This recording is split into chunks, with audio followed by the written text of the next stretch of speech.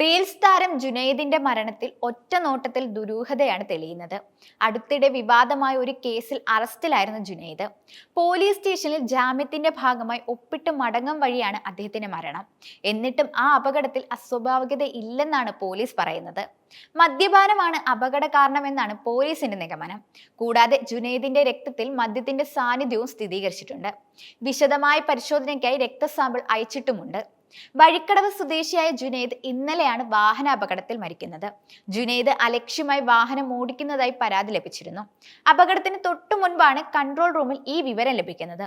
എന്നാൽ അപകട സ്ഥലത്ത് എന്താണ് സംഭവിച്ചത് എന്നതിന് CCTV തെളിവുകൾ ഇല്ലെന്നാണ് സൂചന. റോഡരികിൽ രക്തം വാർന്നു കിടക്കുന്ന ജുനൈദിനെ ആദ്യം കാണുന്നത് ബസ് തൊഴിലാളികളാണ്.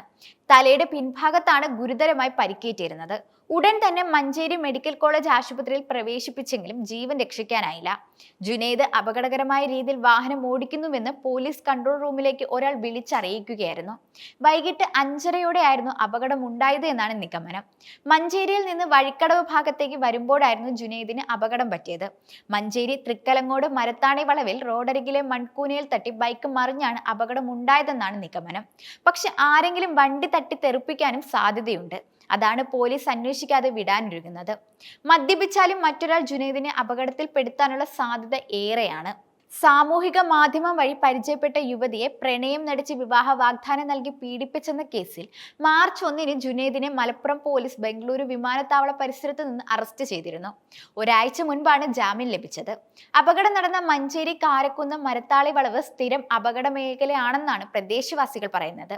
കേസിന്റെ ഭാഗമായി മലപ്പുറം പോലീസ് സ്റ്റേഷനിൽ ഒപ്പിട്ട് വഴിക്കടവിലെ വീട്ടിലേക്ക് വരുന്നതിനിടെയാണ് അപകടം നടക്കുന്നത്. അതായത് ഇതുവഴി ജുനൈദ് വരുമെന്ന് ശത്രുക്കൾക്ക് അറിയാമായിരുന്നു. ഇതാണ് ദുരൂഹത ഇപ്പോൾ കൂട്ടുന്നത്. പക്ഷെ രക്തത്തിൽ മദ്യത്തിന്റെ അംശം ഉള്ളതുകൊണ്ട് എല്ലാ സാധ്യതയും പോലീസ് തള്ളുന്നുണ്ട്. അതിനിടെ വ്ലോഗർ ജുനൈദ് വാഹനാപകടത്തിൽ മരണപ്പെട്ട സംഭവത്തിൽ ദുരൂഹതയുണ്ടെന്ന് സംവിധായകൻ സനൽകുമാർ ശശിധരൻ ആരോപിച്ചിട്ടുണ്ട്. ഒരു പീഡന പരാതിയിൽ അറസ്റ്റിലായതിനു ശേഷം വ്ലോഗർ ജുനൈദ് അപകടത്തിൽ മരിച്ചു എന്ന വാർത്തയാണ് കണ്ടത്. നിരപരാധിയാണോ അല്ലയോ എന്ന് ഇനി തെളിയിക്കാൻ കഴിയില്ല. മരിച്ചതാണോ കൊന്നു തള്ളിയതാണോ എന്നും അറിയില്ല എന്നുമാണ് ഫേസ്ബുക്ക് പേജിൽ പങ്കുവച്ച കുറിപ്പിൽ സനൽകുമാർ പറയുന്നത്.